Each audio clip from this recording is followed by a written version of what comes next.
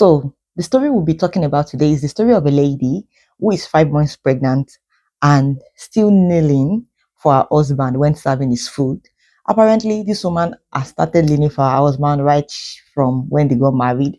From the story, they've been looking for a child for some time, and fortunately, thanks to God, the woman got pregnant. But because she has been kneeling since they got married, so that tradition continued. But she started bleeding, and of course, a 5 months pregnant lady, you understand that it is not the best of thing to do, kneeling.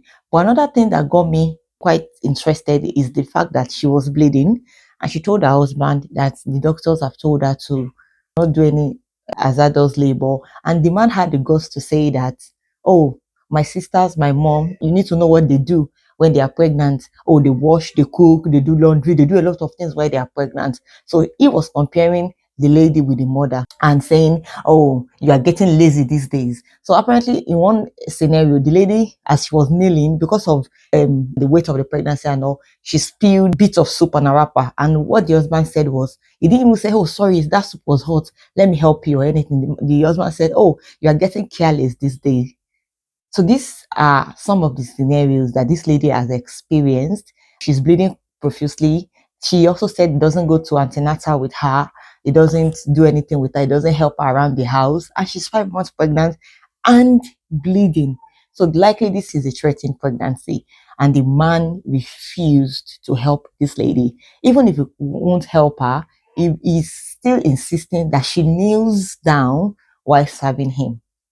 And he said he doesn't go to antenatal. He's always on his phone watching football, talking with his friends, and just leaves her to do all the chores in the house. My concern is, number one, she's bleeding, she's pregnant, and she's bleeding. So this shows that this baby, this pregnancy is very, very precious. It's a delicate one.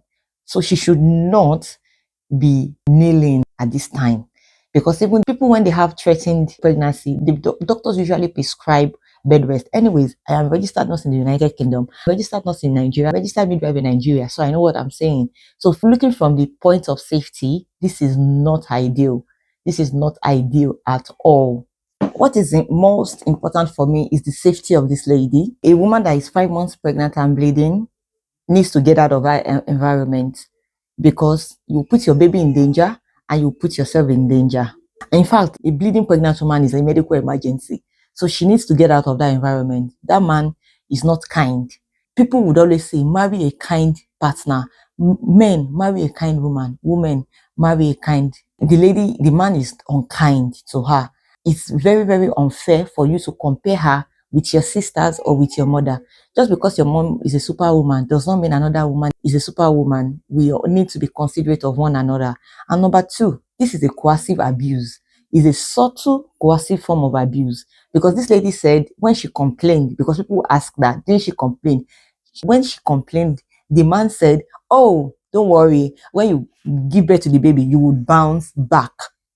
This is a narcissistic approach to this matter. No, so the man did not say, oh, how can I be of help? Do you need help with the chores? Do you need help with cooking? Do you need help with going to the market? What he said was, you will bounce back. This is a very narcissistic approach to this matter. So this is a form of subtle coercive. In fact, it's not even subtle, it's blatant coercive abuse that this lady is going through. So these are the things we need to point out. So number one, safety is very important. She needs to leave that environment.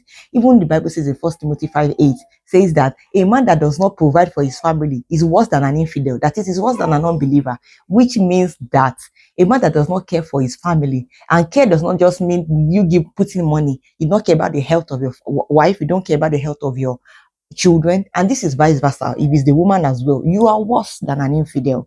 I'm sorry to say, you are worse than an infidel. And number three, there's some traditions that needs to be erased.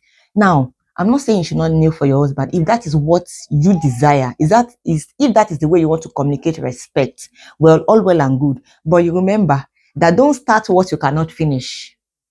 Don't start what you cannot finish. Let me say that again. Don't start what you cannot finish. Anyways, it's very, very important that this lady seeks help fast. And another thing that gets me is that they are not even in Nigeria, they're abroad. So why can't you just inform your midwife that you are going through a coercive abuse? kind of. But because African women loves their men now, they love their men more than their lives. I'm not saying you should not love your man. Love him, respect him, put him on a high pedestal, not above God, anyways. But your life is also more important as well, and the life of your baby is at stake. And she also said that sometimes she prays for miscarriage. You imagine what that woman has to go through. This is the woman that prayed to have a child. Now, because of what she's so going through in the hands of her husband, she's praying that she miscarries the child. I mean, that's the sin already. And this man is causing you to sin. So if he's causing you to sin, why don't you just take a break? Just tell him, I can't do this anymore. I'm going to cook your food. It's on the dining table. Please go there and eat it. I'm not kneeling down.